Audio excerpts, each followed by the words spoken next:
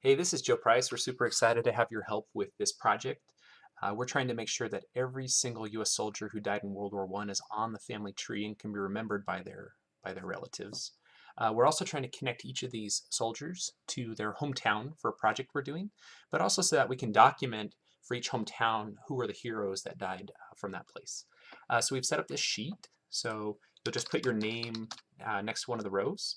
And then notice that we've sorted it by match score. So these ones with high match scores are actually sometimes pretty easy. So the first thing you're gonna do is just click on this link and it's gonna take you right to the person we think um, is on, if the person we think is already on the tree.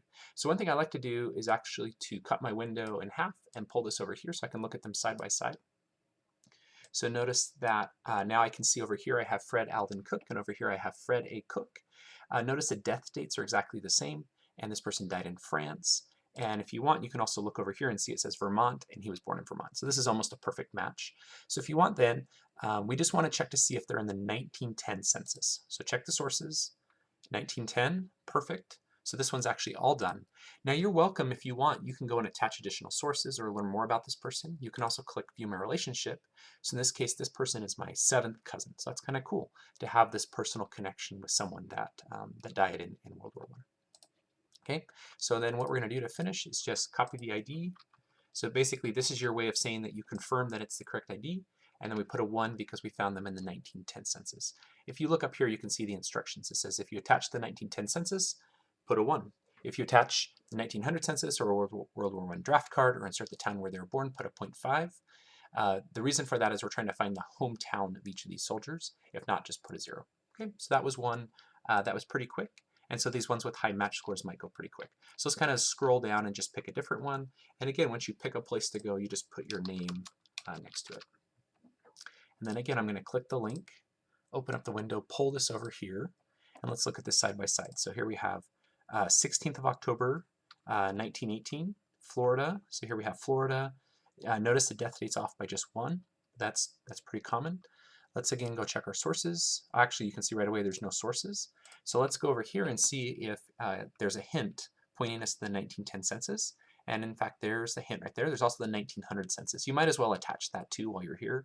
That can be really a helpful record to have. So here we go. We'll click that. So this is interesting because right here what we have is it's pointing to this other person named F. Hines. So you can see what's happening is we have a duplicate. So this is actually pretty easy to fix. You just copy the PID right here, then you click on Thaddeus, and then notice that we don't have it showing up as a possible duplicate. So then we're going to come down here, hit Merge by ID, and you can see why an F and a T would get confused, and then really the strong clue is the Hines and the fact that they're born so close in age. So now we have the 1910 census, and then we merge those together, and then we're good.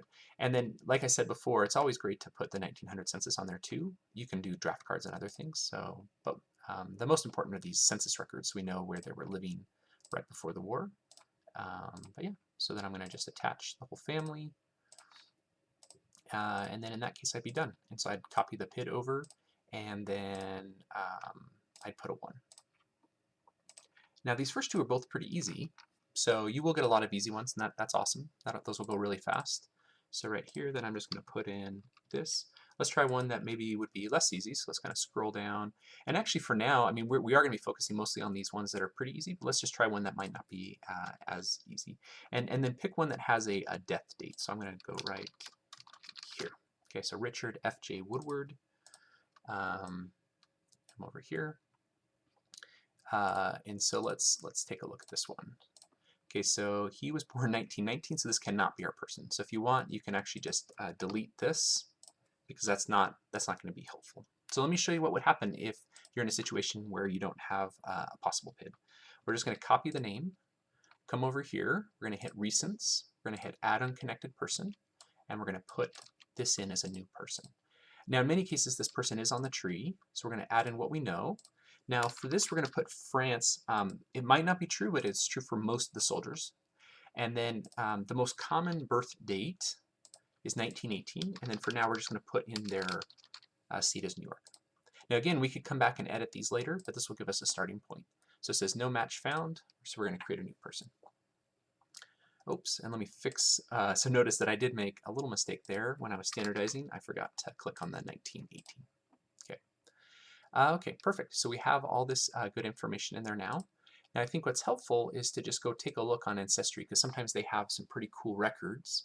So you can see here we have um, this record right here that has the exact same death date.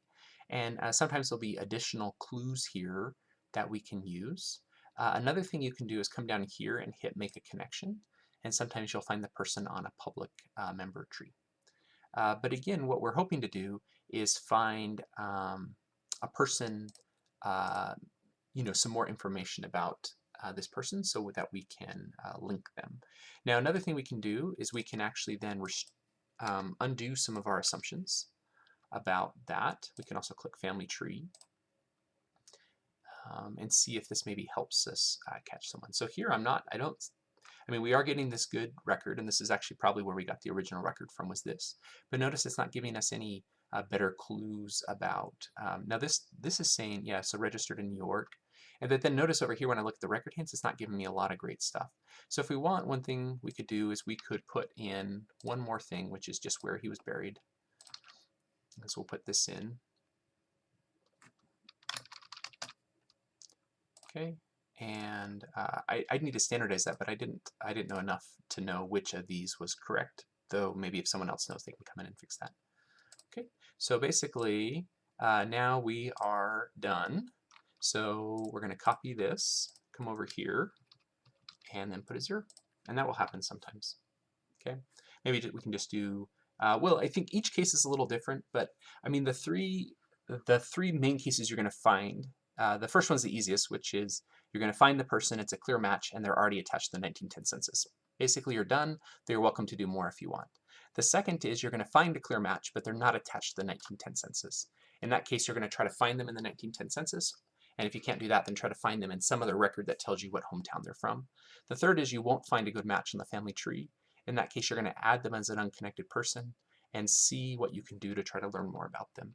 Now, if you want, you can always kind of glance to the right here and see if there's other information. You also have the original source that we got it from, and you can go take a look at that if that's helpful. But we're really grateful to have your help with this.